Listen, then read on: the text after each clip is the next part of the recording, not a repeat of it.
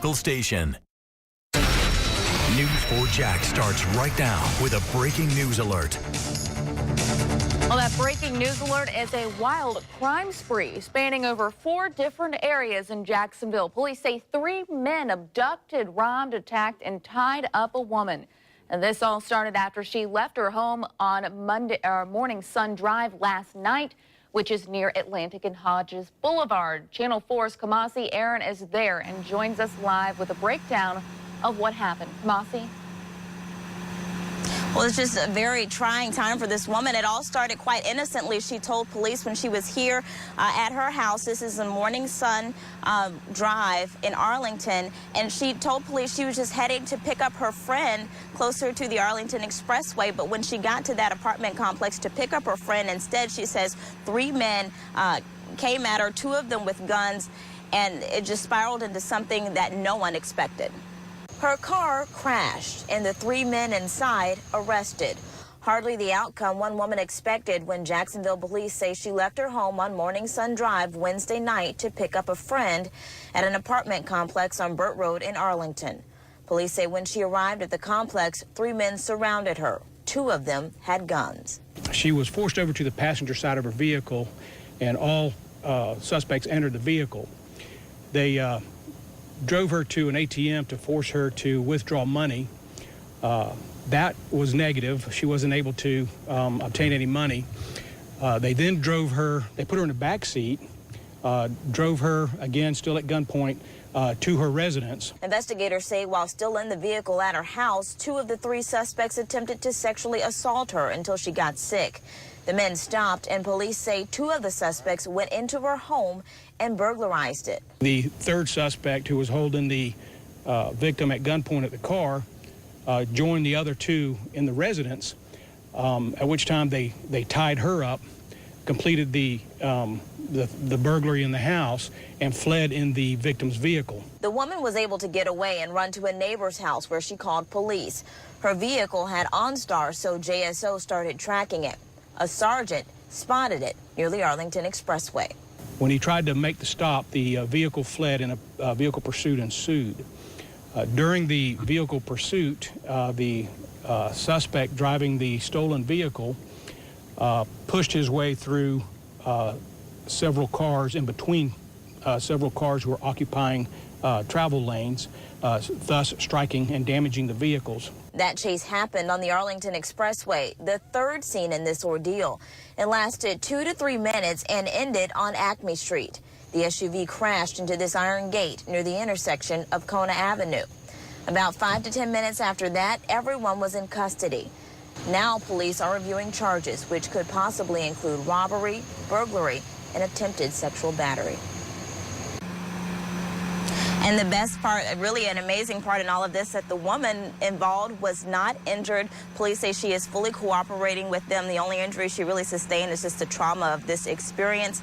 And so right now they are still interviewing her and just trying to get to the bottom of how all of this could have possibly happened. Reporting live this morning, Kamasi Aaron, Channel 4, the local station. Kamasi, what are police saying about the friend the woman was supposed to be meeting? Well, they're still looking to interview her because apparently that this woman had only met her friend 3 days ago. And so they're trying to interview her to kind of get a sense if she possibly had any connection to what went on here. Ashley. Thank you so much, Kamasi. Now to another local breaking news alert. A man is in the hospital now after being shot outside a nightclub in the Bay Meadows area. Police say there was a dispute at Pure Nightclub on Bay Meadows Road and Phillips Highway around midnight. They say one person was shot in the calf and is expected to be okay.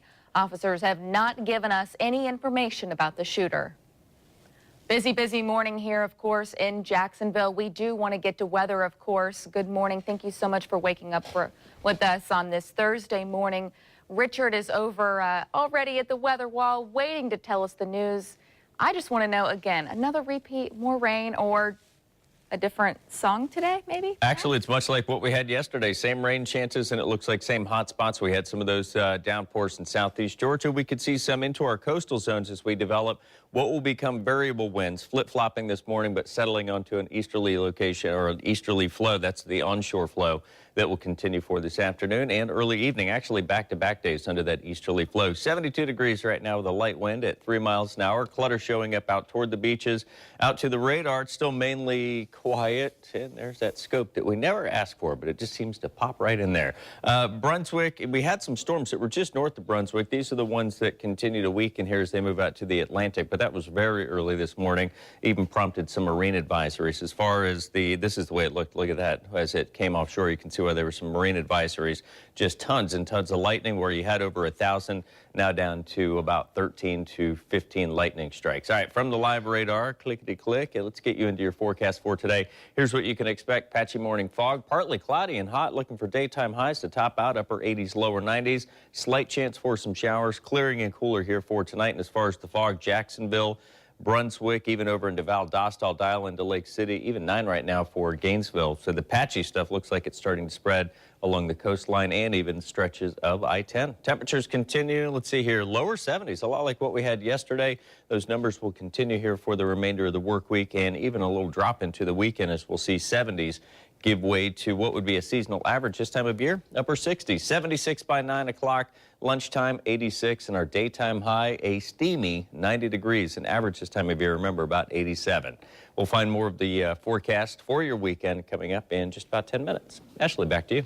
Thank you, Richard. Now, covering Alachua County, a terrifying encounter for a group of Gainesville children involving one of their neighbors. This morning, investigators have this man behind bars on kidnapping and battery charges. Police say 61-year-old Donald Mobley kicked a 6-year-old girl and then grabbed her 8-year-old friend. It happened on Tuesday at the Gardenia Gardens apartment complex. Channel 4's Adrian Moore spoke with the child who stepped in to help.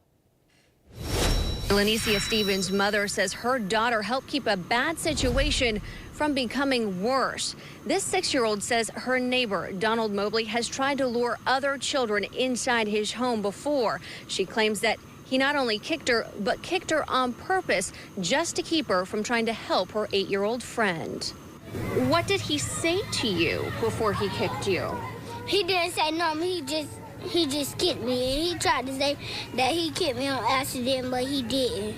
Lanicia Stevens' mother did not want News 4 Jax to show her daughter's face, but she does want every parent to hear her story.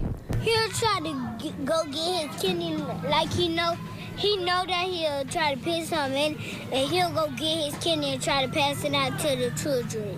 Have you ever taken candy from him? No. I don't take kids from him. The 6-year-old is talking about this man, Donald Mobley. Gainesville police arrested the 61-year-old after they say he tried to pull Lanicia's 8-year-old friend into his apartment to play the drums. But when she refused, police say he grabbed her by the arm, yanked her inside, and blocked the door. And he told her to shut the door and lock it. And then he told her to play with him, and then she was like, no.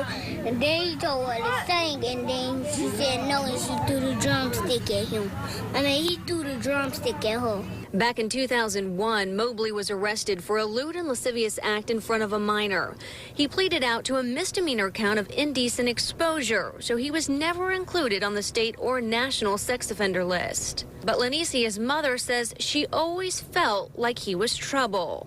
I just know in a matter of time that he'll be called, because this is not the first incident. It don't happen before. Police say Lanicia and 2 other children were able to push Mobley's door open and help the 8-year-old escape. That's when this no-nonsense 6-year-old says she ran to call police, hoping that they'll keep him far away from her for good.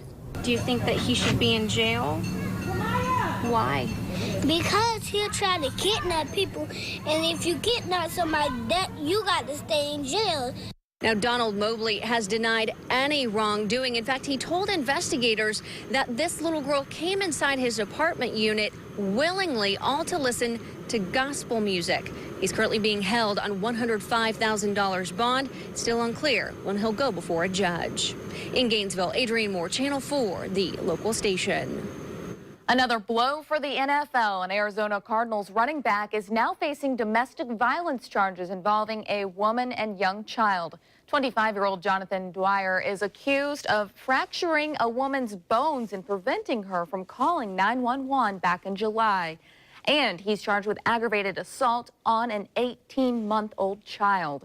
This is the latest arrest in the string of cases involving violence by NFL players. The Cardinals say that they're cooperating with the investigation, and Dwyer has been deactivated from all team activities. Well, this morning, Michael Dunn will be back in court for another pretrial hearing, and this is expected to be the last time before his retrial. Dunn is accused of murdering 17-year-old Jordan Davis in November 2012. During his first trial, the jury was deadlocked. Today's hearing will focus on what evidence will be allowed during his retrial. Jury selection starts on Monday.